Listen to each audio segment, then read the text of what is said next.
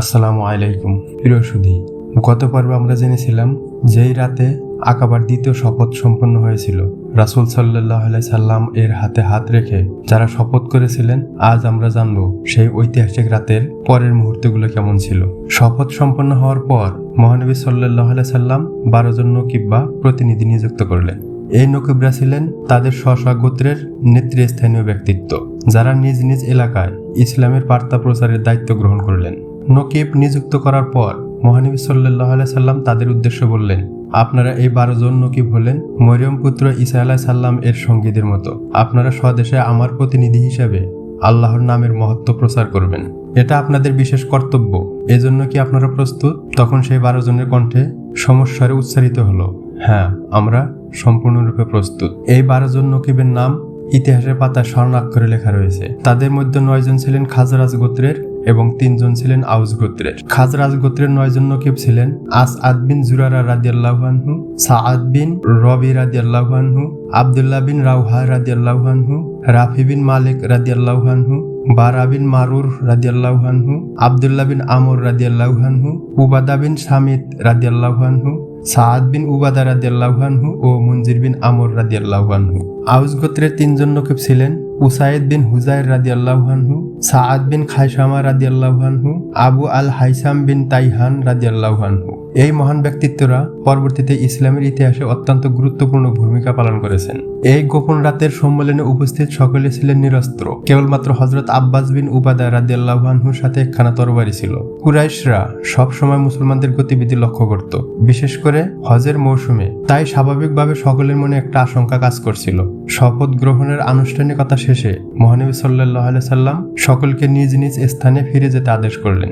রাতের 3য় প্রহরে মদিনাবাসীরা নিজেদের কাফেলার সঙ্গে মিশে গেলেন এবং মক্কা নগরীতে ফিরে গেলেন। পরদিন ভোরবেলা মদিনাবাসী মুসলমানরা স্বদেশে যাবার প্রস্তুতি নিচ্ছিলেন। কাফেলা রওনা হচ্ছে এমন সময় কতিপয় কুরাইশ প্রধান ও লোক লস্কর সহ এসে হাজির হলেন। তারা বলতে লাগলেন, দেখো, তোমাদের সাথে আমাদের কোনো শত্রুতা বা বিবাদ নেই, অথচ তোমরা আমাদের বিদ্রোহী লোকটিকে তোমাদের দেশে নিয়ে গিয়ে আমাদের বিরুদ্ধে যুদ্ধের আয়োজন করছো। কিন্তু মদিনাবাসী মুসলমানরা কুরাইশ প্রধানদের কথার কোনো জবাব দিলেন না। তারা চুপচাপ নিজেদের কাজ করে যাচ্ছিলেন। যারা রাতের গোপন শপথ সম্পর্কে অবহিত ছিলেন না, তারা এক বাক্যে কুরাইশদের অভিযোগ অস্বীকার করলেন। কুরাইশ প্রধানরা কর্তব্য স্থির করতে না পেরে নগরীতে ফিরে গেলেন। পরে পরামর্শক্রমে তারা মদিনাবাসী মুসলমানদের গ্রেপ্তার করার সিদ্ধান্ত নিলেন এবং তাৎক্ষণিকভাবে কিছু লোকজন কাফেলার পেছনে ধাওয়া করল।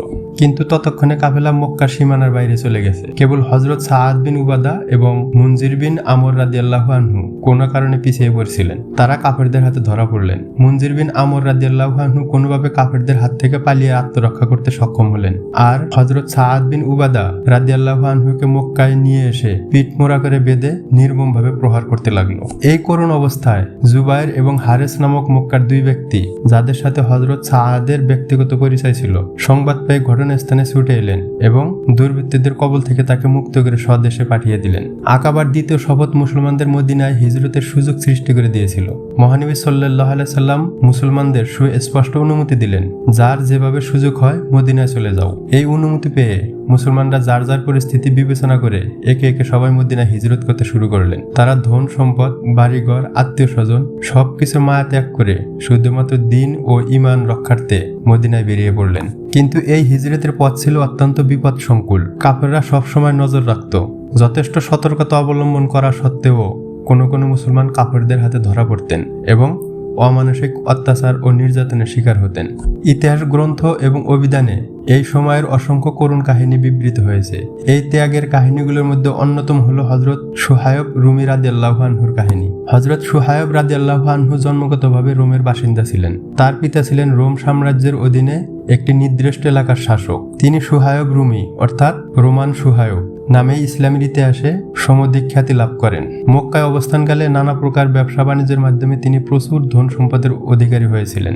যখন সংবাদ পাওয়া গেল যে তিনি মদিনায় হিজরত করতে চান, তখন মক্কার কাফেররা তাকে চারদিক থেকে ঘিরে ধরল। তাকে বলল, আমাদের শহরে অবস্থান করে অঢেল সম্পদের অধিকারী হলে আর এখন সেই ধন সম্পদ নিয়ে দেশ ছেড়ে যাবে, এটা কোনোভাবে মেনে নেওয়া যায় না। হযরত সুহায়ব রাদিয়াল্লাহু আনহু অত্যন্ত শান্তভাবে উত্তর দিলেন, তোমাদের কথাবার্তায় বুঝতে পারছি আপত্তি শুধু সম্পদ নিয়েই। ঠিক আছে, আমি যদি আমার সব ধন সম্পদ এখানে রেখে যাই তাহলে কি তোমরা আমাকে যেতে দিবে? কাফেররা ভেবেছিল আজীবনের কষ্টার্জিত সম্পদের মায়া ত্যাগ করা কারো পক্ষে সম্ভব নয়। তারা বলল, বেশ, সব ধন সম্পদ রেখে যেথা ইচ্ছা চলে যেতে পারো। কিন্তু কাফেরদের সেই ধারণাকে মিথ্যা প্রতিপন্ন করে হযরত সুহায়ব রাদিয়াল্লাহু আনহু আজীবনের সঞ্চিত সমস্ত সম্পদ রেখেই চলে গেলেন এবং পরিধানের বস্ত্রটুকু সম্বল করে মদিনার উদ্দেশ্যে মক্কা ত্যাগ করলেন। এই মহান ত্যাগের কথা যখন মহানবী হযরত মুহাম্মদ সাল্লাল্লাহু আলাইহি সাল্লামের কানে পৌঁছালো, তখন নবী করিম সাল্লাল্লাহু আলাইহি সাল্লাম অত্যন্ত আনন্দের সাথে বললেন, সুহায়ব লাভবান হয়েছে, সুহায়ব লাভবান হয়েছে। মক্কার মুসলমানরা প্রত্যেকে যার যার নিজস্ব ব্যবস্থাপনায় অতি সংগোপনে হিজরত করেছিলেন, কিন্তু হযরত ওমর রাদিয়াল্লাহু আনহু ছিলেন এর সম্পূর্ণ ব্যতিক্রম। তিনি প্রকাশ্য ঘোষণা দিয়ে মদিনার উদ্দেশ্যে রওনা হওয়ার সিদ্ধান্ত নিলেন। শুধু তাই নয়, তিনি অস্ত্র শস্ত্রে সজ্জিত হয়ে প্রথমে সরাসরি কাবা শরীফে গেলেন। সেখানে কুরাইশদের একটি দল বসা ছিল। সেই দলকে উদ্দেশ্য করে হযরত ওমর রাদিয়াল্লাহু আনহু বজ্রকণ্ঠে ঘোষণা করলেন, আমি ওমর ইবনুল খাত্তাব, আমি মদিনায় যাচ্ছি। যে তার স্ত্রীকে বিধবা এবং সন্তানদেরকে এতিম করতে চাও, সেজন্য আমার সামনে খোলা প্রান্তরে এসে সাক্ষাৎ করে। কিন্তু এই বীর সিংহের প্রকাশ্য ঘোষণার জবাব দেওয়ার বা তার সম্মুখীন হওয়ার সাহস কারোই ছিল না। তাই হযরত ওমর রাদিয়াল্লাহু আনহু অত্যন্ত নির্বিঘ্নে মদিনার পথে রওনা হলেন। এই সংবাদ পেয়ে হেশাম ও আইয়াস সহ কতিপয় মুসলমান তার সাথে যোগ দিলেন। কোন কোন ঐতিহাসিক এই দলের সংখ্যা 20 জন বলে উল্লেখ করেছেন।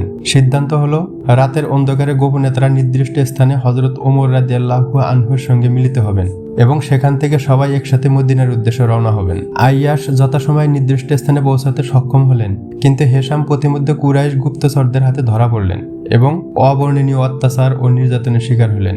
নির্ধারিত সময়ে হেশাম না পৌঁছায় হযরত ওমর রাদিয়াল্লাহু আনহু তাকে রেখেই অন্যান্য সঙ্গীদের নিয়েই মদিনার পথে রওনা হলেন। মক্কার পরিবেশ আর মুসলমানদের জন্য নিরাপদ ছিল না। কুরাইশরা মুসলমানদের ব্যবসা বাণিজ্য সব বন্ধ করে দিয়েছিল, সামাজিকভাবে এক ঘরে করে রেখেছিল, দুর্বলদের প্রকাশ্যে নির্যাতন করত, এমনকি রাসূল সাল্লাল্লাহু আলাইহি সাল্লামকে বারবার হুমকি দিচ্ছিল।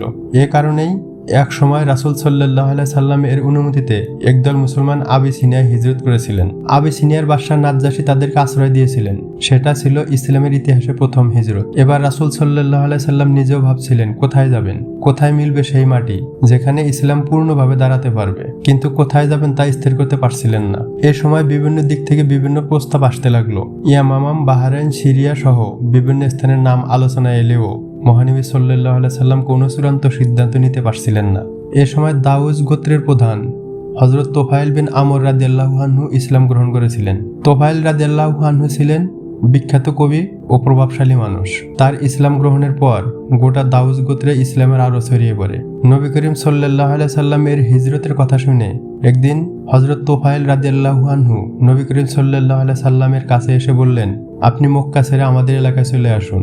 আমাদের দুর্গ সুদৃঢ়, আমাদের গোত্রও বিশ্বস্ত, আপনি নিরাপদে থাকবেন। কিন্তু মহানবী সাল্লাল্লাহু আলাইহি সাল্লাম এই প্রস্তাব গ্রহণ করেননি, কারণ আল্লাহর পরিকল্পনায় এই সৌভাগ্য ছিল মদিনার আনসারদের জন্য নির্ধারিত। এই ঘটনাটি অত্যন্ত তাৎপর্যপূর্ণ।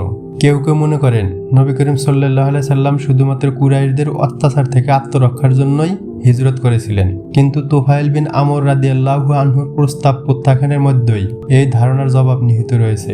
যারা মনে করেন রাসূল সাল্লাল্লাহু আলাইহি সাল্লাম শুধুমাত্র অত্যাচার থেকে বাঁচতে হিজরত করেছিলেন, তোফাইল বিন আমর রাদিয়াল্লাহু আনহুর এই প্রস্তাব প্রত্যাখ্যান তাদের সেই ধারণাকে ভেঙে দেয়। কারণ নিরাপত্তার প্রশ্ন হলে তিনি এই সুযোগ লুফে নিতে পারতেন। কিন্তু নবী করিম সাল্লাল্লাহু আলাইহি সাল্লাম এর লক্ষ্য ছিল অনেক বড়।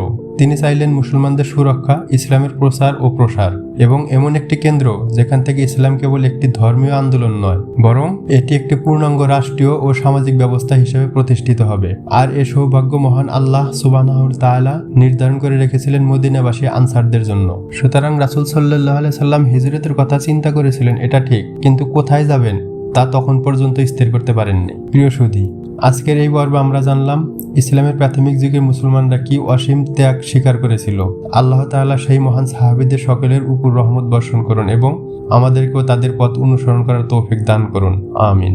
প্রিয় সুধী, পরের পর্বে আমরা জানব আল্লাহর পক্ষ থেকে সেই মহাকাল পরিবর্তনকারী নির্দেশ কখন এলো, রাসূল সাল্লাল্লাহু আলাইহি সাল্লাম কিভাবে মক্কার অলিগলি পেরিয়ে বেরিয়ে পড়লেন, ইসলামের ইতিহাসের সেই গুরুত্বপূর্ণ ঘটনা হিজরত। ভিডিওটি ভালো লাগলে লাইক করুন, চ্যানেলটি সাবস্ক্রাইব করুন এবং বেল বাটন প্রেস করুন এবং পরবর্তী পর্বটিতে আমাদের সঙ্গেই থাকুন। আসসালামু আলাইকুম।